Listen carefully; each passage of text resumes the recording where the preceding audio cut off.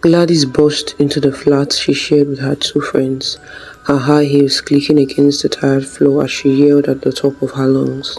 "Guess what, ladies?" Her voice was full of excitement, drawing Oluchi and Funke out of their rooms immediately. They rushed into the living room, both of them curious and slightly alarmed by her loud entrance. "What's happening?" Oluchi asked, her eyes wide with concern. "Why are you shouting like that?" Gladys smiled and held up her left hand, wiggling her fingers to show off the large sparkling diamond ring on her finger. "Say hello to the latest bride in town," she announced triumphantly. For a moment, there was silence as her friends stared at the ring, their mouths open in shock. "Oh my God," Funke shrieked. "This is gorgeous. So James finally did it. He proposed." Oluchi clapped her hands together, her excitement matching Funke's. "I told you James would come around. I knew it." At the mention of James, Gladys burst out laughing, throwing her head back dramatically. Her laughter was so unexpected and loud that it made Oluchi and Funke exchange confused glances. "James?" Gladys said, still smiling. "Who said anything about James?" "Wait, what?" Funke looked confused. "If it's not James, then who?" "It's Fred," Gladys said, tilting her chin up proudly. "Fred proposed and of course I said yes." "Fred?" Oluchi and Funke echoed in unison, their voices filled with shock. "Yes, Fred the billionaire," Gladys replied, savoring the moment, "the one and only." The room fell silent as her friends processed the news. "Yes," Gladys said, clearly annoyed by their hesitation. "Why are you two acting like this? It's hard to believe. Fred is my fiancé now." Funke shook her head, raising her brows. "But what about James? You and James were perfect together." "Perfect?" Gladys scoffed. "Please. James took most of the bosses, but he lacked the most important thing, money. Girls, let's be honest, you know I've always said I can't marry a man who cannot afford my dream wedding." "But James isn't broke," Oluchi argued. "He owns a house, a car, and he has a thriving business. Isn't that enough?" Gladys rolled her eyes. "Enough for who? Do you know what kind of wedding James wanted? A small ceremony with just our family members. Me? A small wedding? Never.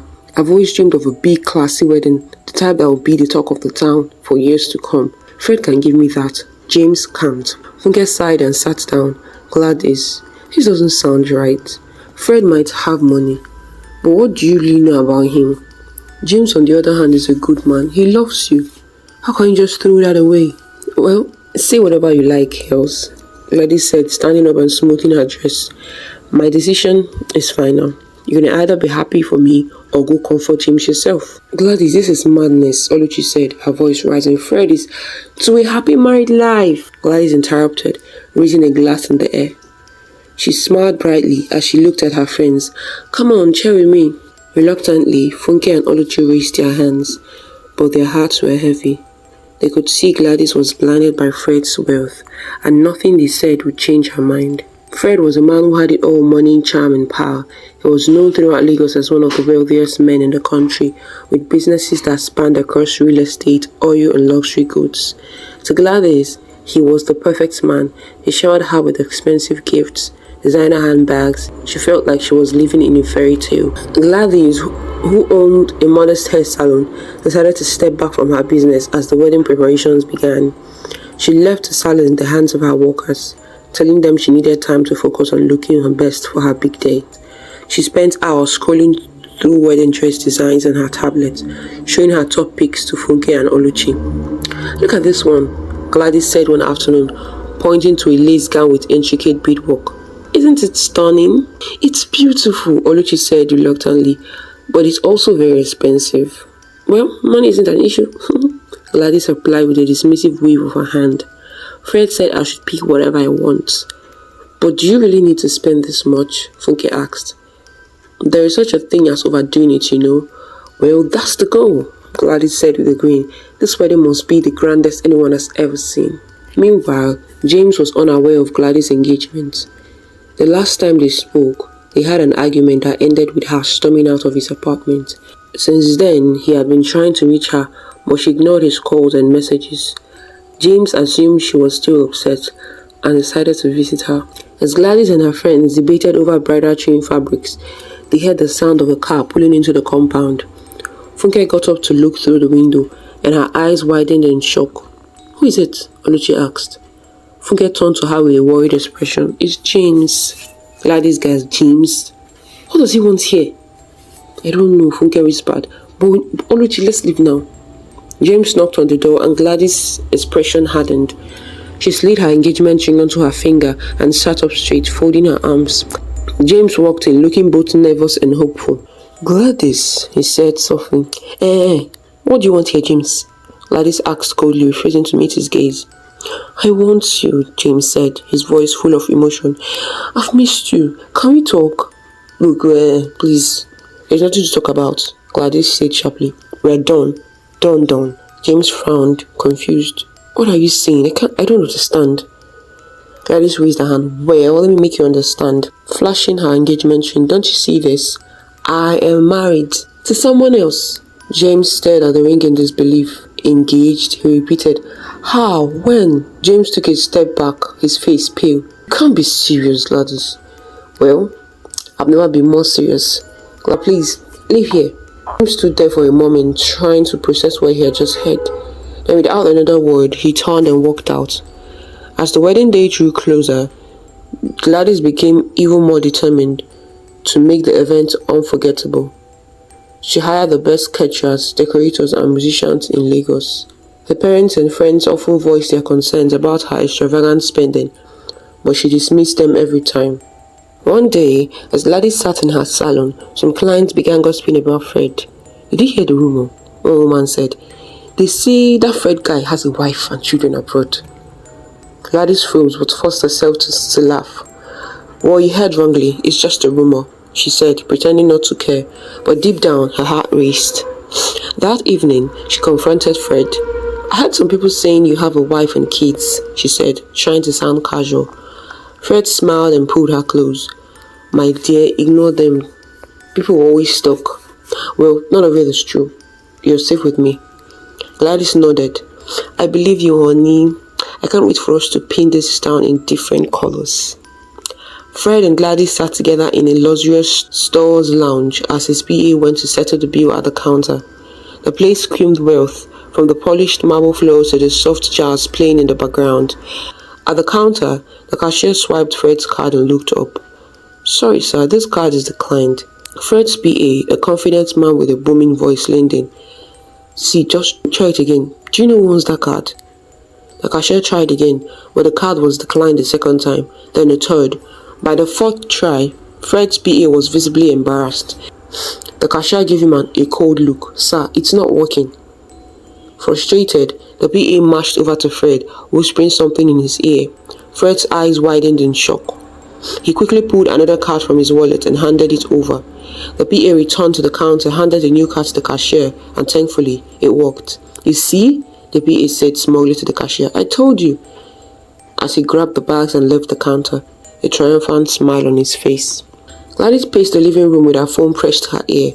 She had tried calling Fred earlier to clarify what had happened, but he hadn't picked up. "What do you want me to do now?" Gladys asked, her voice breaking. She listened intently as he responded.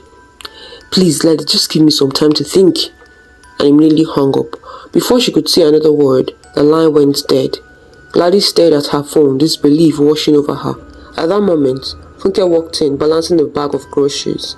"Gladys, why do you look like a person with sick ghost? What happened?"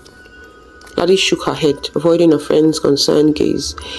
"You just leave me alone, I beg," she snapped before storming into her room, slamming the door behind her. Funke dropped the groceries on the counter and muttered, "Here, I think they worry this one now. Oh, wow." One afternoon, Oluchi and Funke returned from the market to find Gladys's breakfast untouched on the dining table. They exchanged worried glances.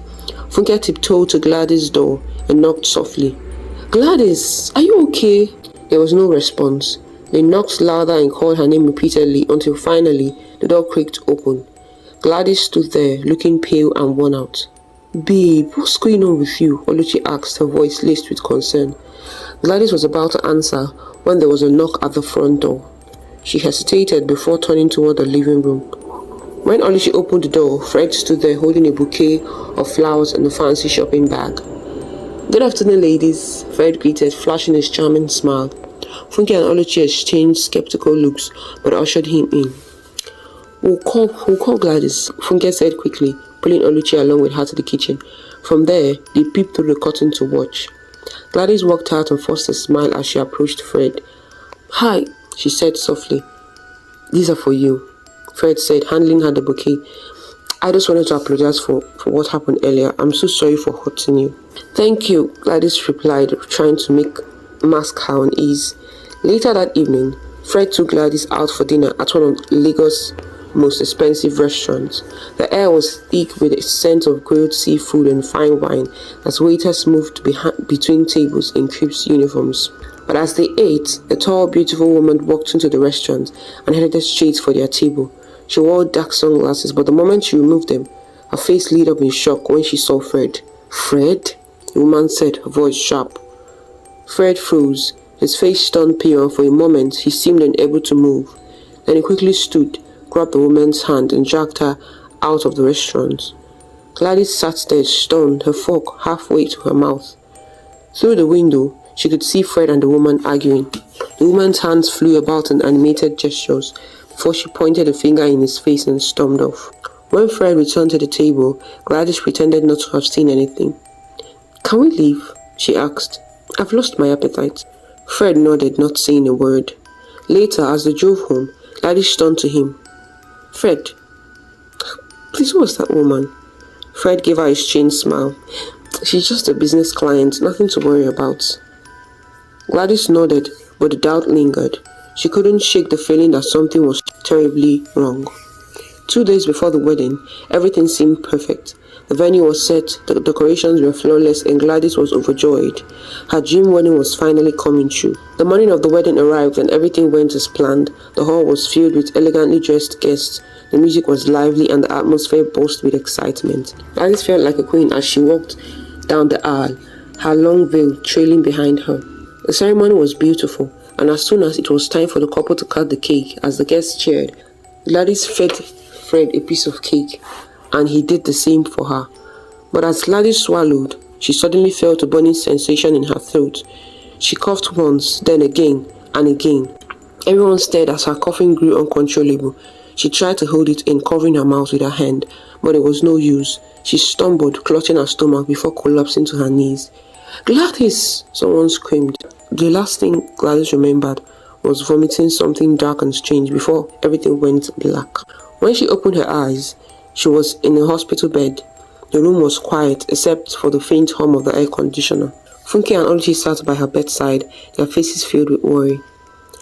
Thank God you're awake, Funke said, tears streaming down her face. What happened?